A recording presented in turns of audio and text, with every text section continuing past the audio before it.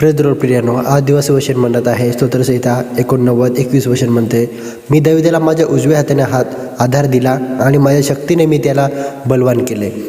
या वचनातून आपल्याला एक मोठा दिलासा मिळतो. देव फक्त दुरून पाहणारा नाही, तर आपल्या जीवनात प्रत्यक्ष हात घालून आधार देणारा आहे. जसा देवाने दावीदला निवडून त्याला आपल्या उजव्या हाताने धरून बलवान केले, तसाच तो आजही आपल्या प्रत्येकावर लक्ष देतो.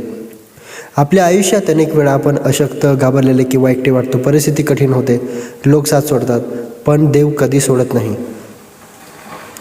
माझ्या उजव्या हाताने याचा अर्थ आहे की देवाशी सामर्थ्याने सुरक्षित आणि विश्वासार्थ साथ, आणि तो आपल्याला उभं करतो, धैर्य देतो आणि आपल्याला आतून मजबूत बनवतो.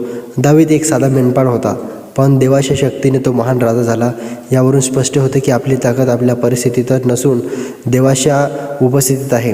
जर आपण देवावर विश्वास ठेवला तर तो आपल्याला कमकुवतपणा ताकदीत बदलतो. देव आपली कधी साथ सोडत नाही आणि तशी शक्ती आपल्याला सक्षम करते. या वचनाद्वारे देव तुम्हाला आशीर्वादित करो. आमेन.